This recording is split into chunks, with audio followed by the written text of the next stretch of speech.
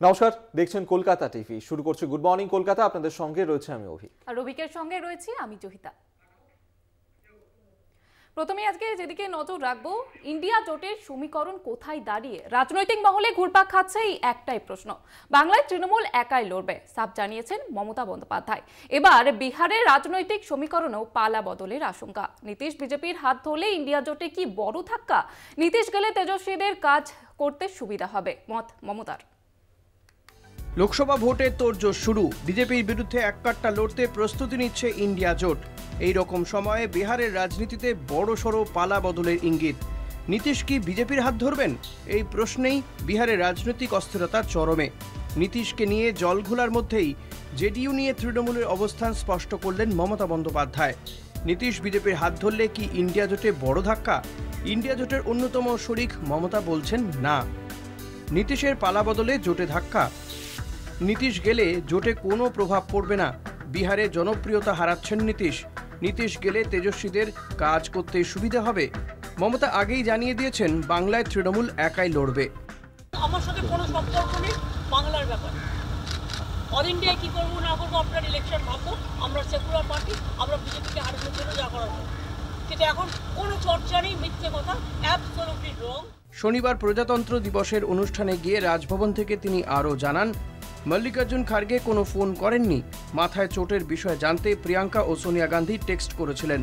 28শে জানুয়ারি শিলিগুড়ি থেকে ফের শুরু হবে রাহুলের ন্যায় যাত্রা। তার আগে নীতিশ বিজেপির হাত ধরলে জোট নিয়ে টালমাটাল পরিস্থিতি তৈরি হবে। বাংলাতেও জোটের ভবিষ্যৎ 20 পাও চলে, কেননা তৃণমূলকে লাগাতার নিশানা করে চলেছেন অধীর চৌধুরী। পশ্চিমবঙ্গে ঢোকার পর সেখানে প্রশাসনের কাছ থেকে যে সহযোগিতা আমরা আশা করেছিলাম, প্রশাসনের কাছ থেকে সেই সহযোগিতা আমরা পাচ্ছি না। শুরুতেই রাস্তার বাঁদিকে আমাদের স্টেজ করার কথা, বাঁদিকে করার পরিবর্তে ডান দিকে করতে হলো প্রশাসনের হস্তক্ষেপে। সামান্য কারণে এখানকার প্রশাসন অসহযোগিতা করছে। এখানে আমরা 28 তারিখে একটা সভা করার অনুমতি চেয়েছিলাম, সেখানেও সেই সভা করতে দেওয়া সম্ভব হবে না বলে মনে হচ্ছে, কারণ প্রশাসন সেখানেও অনুমতি দিচ্ছে না। প্রশ্ন হলো এইটা, রাহুল গান্ধীর এই যে ন্যায় যাত্রা, সার যে প্রোগ্রাম, কোথায় যাব না যাব, সমস্ত চার্ট কিন্তু আমরা অনেক আগে দিয়ে দিয়েছি। হঠাৎ করে রাহুল গান্ধী রাতারাতি কোনো প্রোগ্রাম করছে না। ভোটের আগে জোটের এই দোলাচল পরিস্থিতিতে বাংলায় রাহুলের ন্যায়যাত্রা আদৌ কোনো প্রভাব ফেলতে পারবে কিনা তা নিয়েই উঠছে প্রশ্ন। কলকাতা টিভি। মণিপুর অসমের পর বাংলাতেও বাধার মুখে রাহুলের ন্যায়যাত্রা। শিলিগুড়িতে ন্যায়যাত্রার সভায় না পুলিশের, সামান্য কারণে অসহযোগিতা। রাহুলের রুট ম্যাপ জানানোর পরও কেন বাধা? প্রশ্ন তুলে তৃণমূল সরকারের সমালোচনায় প্রদেশ কংগ্রেস সভাপতি অধীর চৌধুরী। কিন্তু কখনোই বলেননি ইন্ডিয়া জোট ভেঙে গেছে। ইন্ডিয়া জোট তো তাঁর তৈরি, তিনি নাম দিয়েছেন। ফলে সেখানে যারা সর্ষের মধ্যে ভূতের মতো ভেতরে থেকে বিজেপি দালালি করছেন, সেই অসন্তোষটা মাননীয় নেত্রী জানিয়ে দিয়েছেন। বাংলায় অধীর কাঁটায় বিদ্ধ জোট। তৃণমূল কংগ্রেস সরাসরি নিশানা করেছে প্রদেশ কংগ্রেস সভাপতিকে। জোট নিয়ে এই টালমাটাল পরিস্থিতির মধ্যে ফের একবার তৃণমূল সরকারের সমালোচনায় অধীর রঞ্জন চৌধুরী। ফের অধীরের তো বৃহস্পতিবার বাংলায় ঢুকেছে রাহুলের ন্যায়যাত্রা। ইন্ডিয়া জোটের অন্যতম শরিক মমতা বন্দ্যোপাধ্যায়। মমতার বাংলায় ঢুকতেই হোঁচট খেতে হয় রাহুলকে। দিদি একাই 100 প্ল্যাকার্ড নিয়ে রাহুলের যাত্রাপথে ভিড় করেন স্থানীয় মানুষ। দিদি একাই 100 তাল কাটে যাত্রার। দিল্লি ফেরেন রাহুল। শিলিগুড়িতে রাহুলের সভার অনুমতি দেয় না বাংলার পুলিশ। আর তারপরেই ফের তৃণমূল সরকারের সমালোচনায় অধীর। এক আসনে মণিপুর, অসম, বাংলা। ন্যায়যাত্রায় বাংলার অসহযোগিতা। পশ্চিমবঙ্গে ঢোকার পর সেখানে প্রশাসনের কাছ থেকে যে সহযোগিতা আমরা আশা করেছিলাম, প্রশাসনের কাছ থেকে সেই সহযোগিতা আমরা পাচ্ছি না। শুরুতেই রাস্তার বাঁদিকে আমাদের স্টেজ করার কথা, বাঁদিকে করার পরিবর্তে ডান দিকে করতে হলো প্রশাসনের হস্তক্ষেপে। সামান্য কারণে এখানকার প্রশাসন অসহযোগিতা করছে। এখানে আমরা 28 তারিখে একটা সভা করার অনুমতি চেয়েছিলাম, সেখানেও সেই সভা করতে দেওয়া সম্ভব হবে না বলে মনে হচ্ছে, কারণ প্রশাসন সেখানেও অনুমতি দিচ্ছে না। প্রশ্ন হলো এইটা, রাহুল গান্ধীর এই যে ন্যায় যাত্রা, সার যে প্রোগ্রাম, কোথায় যাব না যাব, সমস্ত চার্ট কিন্তু আমরা অনেক আগে দিয়ে দিয়েছি। হঠাৎ করে রাহুল গান্ধী রাতারাতি কোনো প্রোগ্রাম করছে না।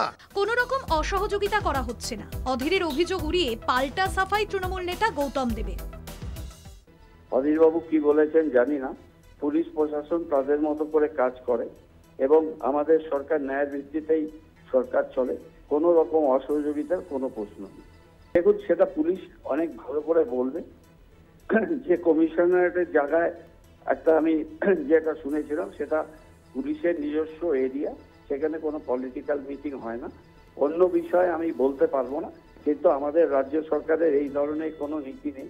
সবাই আসে, সবাই মিটিং করে। মিটিং করার জন্য প্রপারলি কেউ মিটিংয়ের পারমিশন চাইলে পুলিশ প্রশাসন সবসময় সহযোগিতা। 28শে জানুয়ারি উত্তরবঙ্গ থেকেই ফের শুরু হচ্ছে রাহুলের ন্যায় যাত্রা। এখন রাহুল জোট নিয়ে কি বার্তা দেন তার উপরেও অনেকটা নির্ভর করছে বাংলায় জোটের ভবিষ্যৎ। শিলিগুড়ি থেকে রীনা কুমারের রিপোর্ট, কলকাতা টিভি। নজর রাখবো পরবর্তী যে খবরে। এবারে পদ্মভূষণ সম্মান পেলেন মিঠুন চক্রবর্তী। বৃহস্পতিবার পদ্ম সম্মান প্রাপকদের তালিকা প্রকাশ করেছে কেন্দ্রীয় সরকার। পদ্মবিভূষণ পেয়েছেন বেঙ্কাইয়া নাইডু, দক্ষিণ অভিনেতা চিরঞ্জীবী এবং অন্যান্য ব্যক্তিত্বরা। বাংলায় শিল্পী উষা উত্থুপু পদ্মভূষণ পেয়েছেন। মরণোত্তর পদ্মভূষণ পেয়েছেন বাংলা সত্যব্রত মুখোপাধ্যায়। আমি গর্বিত, আমি আনন্দিত এই পুরস্কার পাওয়ার জন্য। সবাইকে আমি ধন্যবাদ জানাচ্ছি। আমি জীবনে কখনো নিজের জন্য কারো কাছ থেকে কিছু চাইনি, আর কিছু না চেয়ে পাওয়ার যে আনন্দ আজকে সেটা উপলব্ধি করছি। এবার পদ্ম পুরস্কার প্রাপকদের তালিকায় একাধিক বাঙালি। পদ্মশ্রী সম্মান পাচ্ছেন 68 বছর বয়সী বাংলার শিল্পী সনাতন রুদ্রপাল। সাবেকি দুর্গা প্রতিমা গড়ায় তাঁর জুরি মেলা ভার। ইউনেস্কো থেকেও সম্মানিত হয়েছেন কুমোরটুলির এই শিল্পী। এই সম্মানটা শুধু আমার একার না, এই সম্মানটা আমাদের সঙ্গে যারা যুক্ত, আমাদের সহকর্মী, আমাদের যারা দর্শক, আমাদের যারা পুজো কমিটি, আমাদের এই যে শিল্পের সঙ্গে অসংখ্য লোক জড়িত। পশ্চিমবাংলার বিভিন্ন প্রান্তরে এই প্রতিমা গড়ার কাজ এখন আরম্ভ হয়ে গেছে চারিদিকে। প্রত্যেকের সঙ্গে আমি এই পুরস্কারের যে গৌরবের ভাবটা আমি সবার মধ্যে ছড়িয়ে দিতে চাই। আমি সবাইকে নিয়েই একত্রে এই পুরস্কারটা নিচ্ছি, এটা মনে করেই আমি পুরস্কারটা গ্রহণ করব। বংশ পরম্পরায় চলে আসা এই শিল্প ধীরে ধীরে নতুন প্রজন্ম হারিয়ে যাচ্ছে এটার থেকে। আপনার এই পুরস্কার কি তাদেরকে আবার করে নতুন এই ছন্দে ফিরিয়ে আনবে? সেটা তো হওয়া উচিত, কারণ পুরস্কার এমন একটা জিনিস মানুষকে দৌড়বার রাস্তা করে দেয়। এই পুরস্কার পেয়ে আমাকে যেমন এখন কাজ থেকে বিরত থাকার জায়গায় একটু কাজ করতে হবে, তেমনি যারা নতুন প্রজন্ম এখন যারা অল্প বয়স, তাদেরও ইচ্ছা জাগবে যে আমিও একদিন এই পুরস্কার পাবো এবং আমার মতো বড় হবে তারা। আমার মতো কেন, আমার তো তাদের অনেক বড় হবে। আমি এই প্রার্থনা করি তারা যেন অনেক বড় হয় এবং আগামী দিনে এই যে দেবী মূর্তি, এই দেবী মূর্তি যেন লোকে যেন না ভুলে যায়, সেইভাবে তারা কাজ করুক, তারা নিশ্চয়ই ফল পাবে। প্রজাতন্ত্র দিবসের দিন শাহজাহানের ফেসবুক পোস্ট, গোপন ডেরা থেকে সোশ্যাল মিডিয়ায় পোস্ট, মুহূর্তে ভাইরাল সেই ভিডিও, তা নিয়ে জল্পনা তুঙ্গে। 5ই জানুয়ারি ইডি হানার পর থেকে গা ঢাকা দিয়েছেন সন্দেশখালীর বেতাজ বাদশাহ শেখ শাহজাহান। ইডির হানার পরপরই অডিও বার্তায় কর্মীদের উদ্দেশ্যে বার্তা দেন তিনি। এরপরই 24শে জানুয়ারি ফের ইডি হানা দেয় শাহজাহানের বাড়ি সিজড করার পাশাপাশি সমন সাটিয়ে দিয়ে যায় ইডি আধিকারিকরা। এবার ইডি হানার দুদিনের মাথায় শেখ শাহজাহানের ফেসবুক পোস্ট ঘিরে শুরু হয়েছে জল্পনা।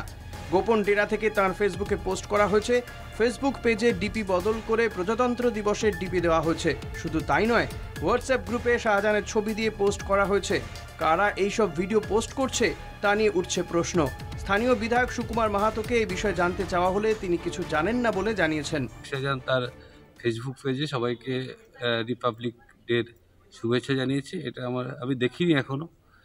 যারা বলছেন হয়তো তার পেজ কেউ চালাতে পারে, আমার জানা নেই ওই পেজ থেকে সত্যি কোনো শুভেচ্ছা বার্তা এসছে কিনা। সাধারণ মানুষ তারা আজকের বিভিন্ন পেজে শেখ শাহজাহান ভাইয়ের ছবি দিয়ে প্রজাতন্ত্র দিবসের শুভেচ্ছা জানিয়েছে।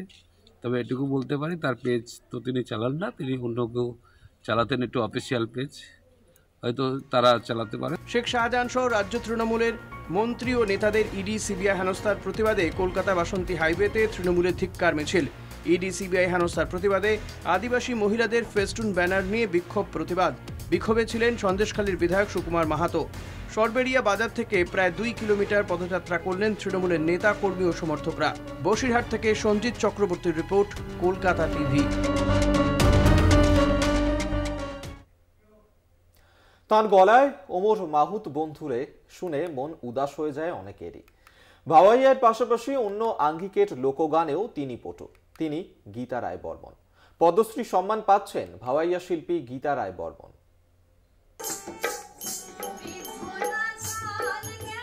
এইবারই প্রথম ভাওয়াইয়া লোকগানের কোনো শিল্পী পদ্ম পুরস্কার পেলেন। পদ্মশ্রী সম্মান পাচ্ছেন ভাওয়াইয়া শিল্পী গীতা রায় বর্মন। স্বভাবতই খুশি এই জেলার শিল্পী মহল। কোচবিহারের মাথাভাঙা শহরের 10 নম্বর ওয়ার্ডের বাসিন্দা গীতা রায় বর্মন। ছোটবেলা থেকেই ভাওয়াইয়া গানের হাতে খড়ি। 1997-98 সালের রাজ্য ভাওয়াইয়া উৎসবে প্রথম স্থান অধিকার করেন। গত 30 বছরের বেশি সময় ধরে আকাশবাণীর শিল্পী তিনি। বৃহস্পতিবার পদ্মশ্রী পাওয়ার খবর শুনে উচ্ছ্বসিত। ধন্যবাদ জানিয়েছেন প্রধানমন্ত্রীকে। কীরকম লাগছে সেটা আমি ভাষায় প্রকাশ করি পাওয়া যাচ্ছে না। খুব খুব ভালো লাগে হচ্ছে। সবাইকে তো ভালো লাগে কোনো পুরস্কার পেলে, আর এটা যে সম্মান সেটা তো মানে সবার কাছে অনেক বেশি, মোর কাছে তো অনেক অনেক অনেক বড় সম্মান, যার জন্যে ভালোবাসাটা আমি প্রকাশ করি পাওয়া যাচ্ছে না। সকাল থেকেই তার বাড়িতে শুভেচ্ছা জানাতে হাজির কোচবিহার উত্তর বিধানসভা কেন্দ্রের বিধায়ক তথা বিজেপি কোচবিহার জেলা সভাপতি সুকুমার রায় এবং মাথাভাঙা বিধানসভার বিধায়ক সুশীল বর্মন। যে আমাদের একবারে প্রান্তিক গ্রাম মাথাভাঙা, আর সেইখান থেকে পদ্মশ্রী আজকে ভাওয়াইয়া সঙ্গীতের উপরে, আর সেই জন্য ভাওয়াইয়া সঙ্গীত আমরা জানি কুচবিহারের প্রাণ, আর সেই জন্যেই কুচবিহারের আরও যারা শিল্পী আছে উদ্বুদ্ধ হবেন এবং ভাওয়াইয়া সঙ্গীত আগামী দিনে আরও চর্চা হবে এবং সারা ভারতবর্ষের মধ্যে একটা জায়গা করে নেবে, এটি আমরা আশা করছি। প্রজাতন্ত্র দিবসের আগে পদ্ম পুরস্কারের তালিকা ঘোষণা করেছে কেন্দ্র। প্রজাতন্ত্র দিবসেই পুরস্কার প্রদান। কোচবিহার থেকে রবিউল ইসলামের রিপোর্ট, কলকাতা টিভি।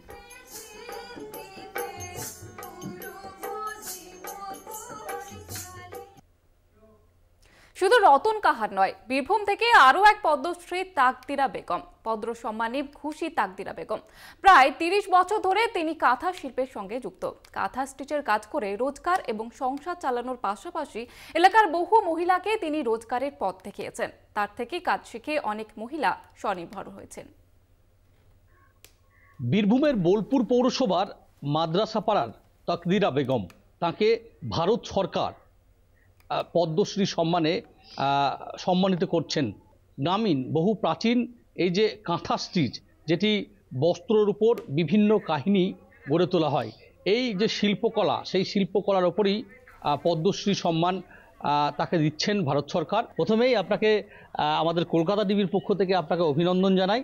আচ্ছা, এই যে পদ্মশ্রী সম্মানে আপনাকে সম্মানিত করা হচ্ছে, এই বিষয়টা আপনি কিভাবে জানতে পারলেন এবং জানার পর আপনার সেই মুহূর্তটা আপনার কি অনুভূতি?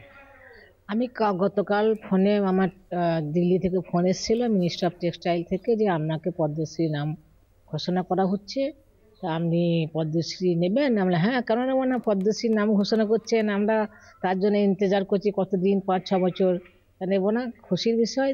কবে পুরস্কার আপনাদেরকে দেওয়া হবে, তুলে দেওয়া হবে? এটা এখন ডেট জানানো হয়নি, এগুলো ডেট দিয়ে ওরা চিঠি দেবে কিংবা মোবাইলে মেসেজ দেবে। এই কাঁথা স্টিচের সঙ্গে, এই কর্মের সঙ্গে আপনি কতদিন ধরে যুক্ত এবং কত কি কাজ করেছেন আপনি? আমি ধরুন 30 থেকে 35 বছর কাঁথা স্টিচের সঙ্গে যুক্ত। কাঁথা স্টিচ শাড়ি, চাদর, দুপাট্টা এগুলো করেছি, ওইগুলো তো আর অতদিনে হিসাব রাখা যায় না। এই যে শিল্পকর্ম কোথায় কোথায় যায়, দেশের কোন কোন প্রান্তে গেছে এখনো পর্যন্ত? ধরুন আমি দেশের বাইরে আমি নিজেই গেছিলাম, আর দেশে আমার কলকাতা, দিল্লি, মুম্বাই সরকারিভাবে আমাদেরকে ডাকা হয়, সরকারিভাবে মেলাতে ডাকা হয়, সেই মেলায় আমরা যে বিক্রি করি। বেসরকারিতেও কেউ ডাকে, সেখানে যেও বিক্রি করি। বিদেশে বলতে আমি গেছি ইটালি, দুবাই, কাতার, 3 জায়গায় গেছি, সরকারিভাবেই গেছি, ওখানে বিক্রি হয়েছে। আর এমনি সরকারি বিদেশে প্রোডাকশনটা আমাদের এখান থেকে যে কেউ এসে নেয় তা নেয়, নাহলে আমরা এক্সপোর্টের ব্যবসা করি না, এক্সপোর্টের কোনো লাইসেন্স নেই আমাদের, দেশেরই লাইসেন্স।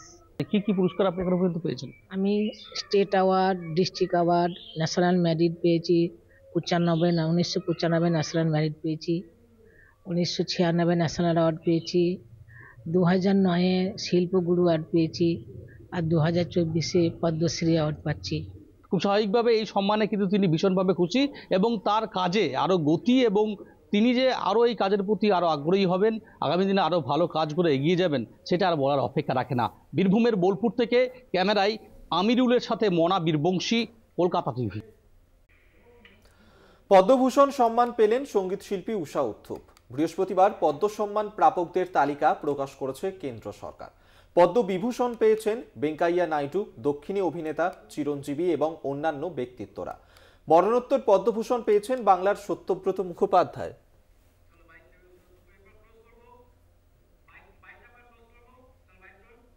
जब से मैंने सुना कि पद्म भूषण दे रहे हैं मुझे, देखिए ये पद्मश्री है, अब पद्म भूषण मिल जाएगा। I am so happy, really I am grateful to my country, to my government and to my family for giving me all the love and support, and to all the people, my musicians, my technicians, everybody who has helped me for 54 years to come to where I am. I really want to say there's nothing as beautiful as being recognized by your country and your people, because I am a people's singer and proud to be an Indian. Good morning Kolkata এই পর্যন্তই। দেখতে থাকুন Kolkata TV, রাত দিন 7 দিন।